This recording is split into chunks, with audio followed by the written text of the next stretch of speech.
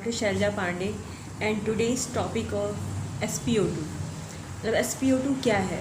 आजकल कोरोना जो बीमारी महामारी फैली है उसमें लोग कहते हैं कि SpO2 लेवल कम होना नहीं चाहिए, या किसी पेशेंट का SpO2 लेवल कम हो गया है जो कि कोरोना पॉजिटिव थे तो उनको ये दिक्कत हो रही है सांस लेने में। तो आखिर SpO2 है क्या? What is SpO2? अगर SpO2 का क्या लेवल मतलब क्या रोल है हमारी लाइफ मतलब हमारे बॉडी के लिए, और SpO2 लो होना कहाँ तक घातक हो सकता है, तो इस बारे में डिस्कस करूँगी आज। SpO2 क्या होता है कि oxygen saturation is the fraction of oxygen saturated haemoglobin relative to total haemoglobin in the blood. मतलब हमारा जो ऑक्सीजन सैचुरेशन है वो fraction of oxygen saturated haemoglobin related to total haemoglobin. हमारे हीमोग्लोबिन जो है या हमारा ब्लड है उसमें सैचुरेटेड ऑक्सीजन का लेवल कितना है ये बताता है। SpO2 ये होता है। अब the human body require and regulate a very precise and specific balance of oxygen in the blood. मतलब जो है हमारे ब्लड में ऑक्सीजन का लेवल जो है ना, ब्लड में जो ऑक्सीजन का लेवल होता है वो स्पेसिफिकली होना चाहिए, और कितना होना चाहिए नेचुरली उतना मैं आपको बताऊंगी। Normal arterial blood oxygen saturation level in human are 95 to 100%। ठीक है। बाई एज कितना होना चाहिए? नियोनेटल अगर है 28 डेज़ का बच्चा है तो उसमें 100 to 205 होना चाहिए %। अगर इन्फेंट्स है 1 ईयर का है तो 1 मंथ से 1 ईयर तक का तो 100 to 190 होना चाहिए %SpO2 लेवल। और ये प्री स्कूल बेबीज़ होते हैं उनमें 3 to 5 ईयर के जो बच्चे हैं उनमें 88 से 120 तक जो है होना चाहिए SpO2 लेवल। अब 6 से और 11 साल के बच्चे, जो 6 साल से 11 साल के बच्चे उन्हें 75 to 118 जो है SpO2 लेवल होना चाहिए। तो नॉर्मल SpO2 लेवल जो होता है वो 95 to 100% होना चाहिए।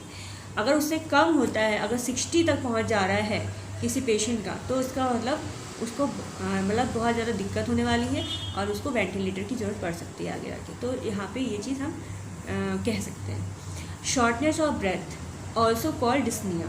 अगर हमारी सांस लेने में दिक्कत हो रही, शॉर्टनेस ऑफ ब्रेथ मतलब पेशेंट को छोटी छोटी सांसें आती, मतलब बहुत दिक्कत होती है सांस लेने में और वो बहुत ही जल्दी मतलब लेता है और छोटे छोटे लेवल में सांस लेता है, तो उसे हम डिस्निया कह रहे हैं।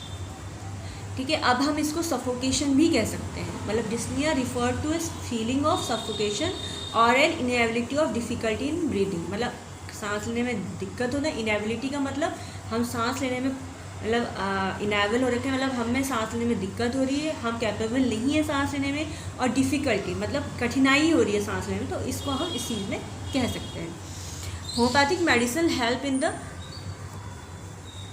Treating the condition of shortness of breath. अगर सांस लेने में दिक्कत है तो होम्योपैथिक मेडिसिन का बहुत अच्छा रोल होता है, मगर जैसे आर्सेनिक एल्बम 30, ब्लाटा ओरिएंटलिस हो गई, ब्रायोनिया हो गई, एंटीटार्ट हो गई, पल्सिटिला हो गई, कैलकेरिया आर्स हो गई, काली कार्ब हो गई, कार्बोवेज हो गई, नेट्रम सल्फ, ऐसी जो मेडिसिन हैं।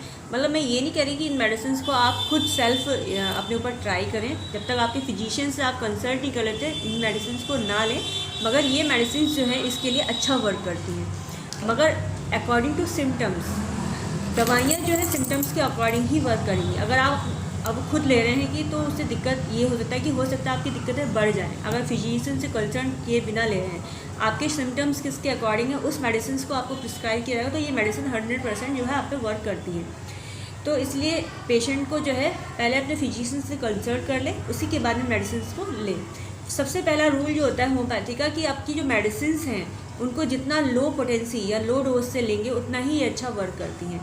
अगर हम बहुत हाई पोटेंसी स्टार्टिंग में ही ले लेते हैं या बहुत ज़्यादा दवाइयों का ओवर डोजिंग कर देते हैं तो वो मेडिसिन जो है उतना अच्छा वर्क हमारी बॉडी पे नहीं करती। होम्योपैथिक मेडिसिन की बात कर रही हूँ। दूसरी बात, अपना जो सेल्फ मेडिकेशन है उसे अवॉइड करें। विदाउट फिजिशियंस के कंसल्ट के, बिना डॉक्टर के पूछे कोई भी दवाई ना लें। तो आज मैंने आपको SpO2 के बारे में बताया कि जो ऑक्सीजन सैचुरेशन, जो सैचुरेटेड ऑक्सीजन का जो लेवल होता है हमारे ब्लड में वो कितना होना चाहिए, ये है 95 to 100%। और उसके लिए एक पल्स ऑक्सीमीटर होता है जिससे कि ये SpO2 चेक किया जाता है। उसको आपकी ये रिंग में लगाया जाता है और उसमें डिजिटल होता है, उसमें लिख के आ जाता है कि आपका SpO2 इतना है। तो उसके अकॉर्डिंग जो है आप चेक कर सकते हैं पल्स ऑक्सीमीटर से कि आपका SpO2 लेवल कितना है। उसके अकॉर्डिंग आप अपने आप को जज कर सकते हैं और आपको डॉक्टर से कंसल्ट कर सकते हैं।